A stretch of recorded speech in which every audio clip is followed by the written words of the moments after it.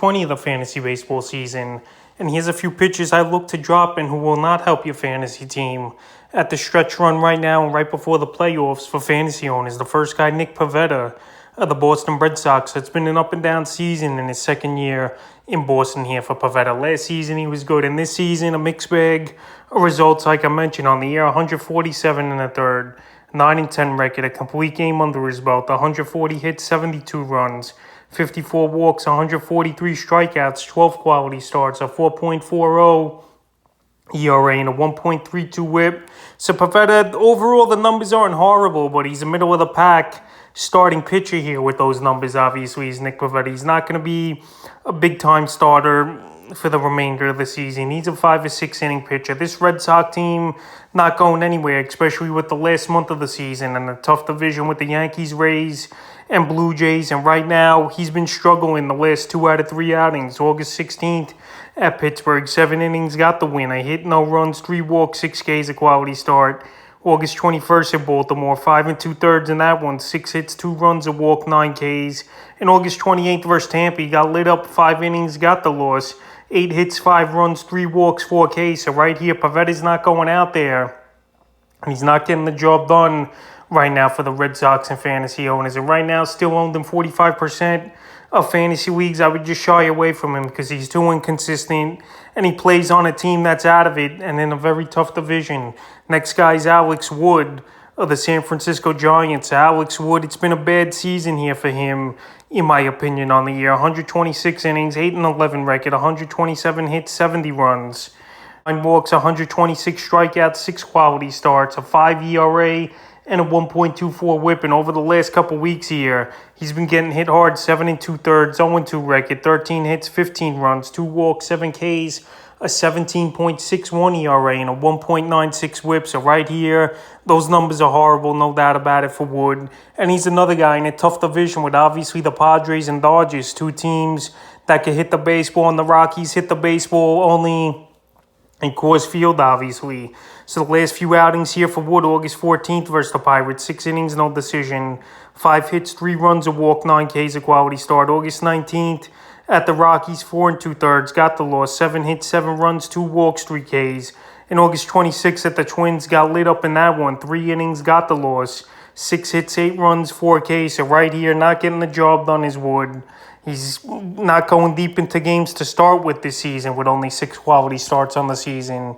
And right now, he just took a step back, no doubt about it, this season from last year to this year. So right now, while he's struggling and that ERA's at a 5 for Wood, there's no reason to hold on to him. And it'd take a couple good starts in a row for me to have confidence in Wood, to get him on my roster or even think about putting him on my roster. But right now, he's owned in way too many fantasy leagues at 49%. The next guy's Walker Buehler of the Los Angeles Dodgers. So now over the last few weeks here, since it's been reported he's out for the season, is Walker Buehler. It's still surprising to me he's owned the 51% of fantasy leagues. He's having Tommy John surgery for the second time in his career, which is going to be very difficult and hard for him to come back to any type of form. And the other thing is, Dynasty and Keeper Leagues, you're not even going to have him for next season as well. So right now, to be on the 51% of leagues is outrageous in my opinion. So he finished the year 65 innings, 6-3 record, a complete game shutout, 67 hits, 29 runs, 17 walks, 58 Ks,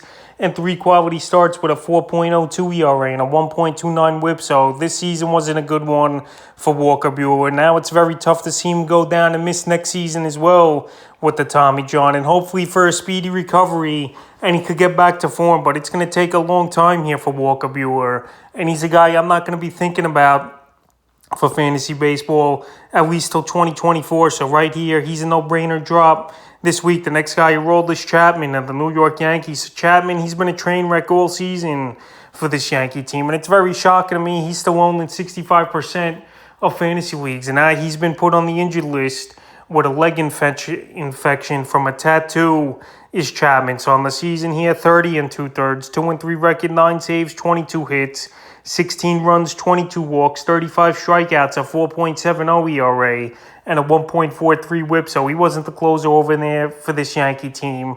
Even last week here, when he was still on the active roster before he went on the IL in a closer-type role, they didn't even bring him in as well versus the New York Mets, is Chapman. Colton Schmidt went deep into that ball game and really gave him length. So right now, no faith in Chapman here for this Yankee team.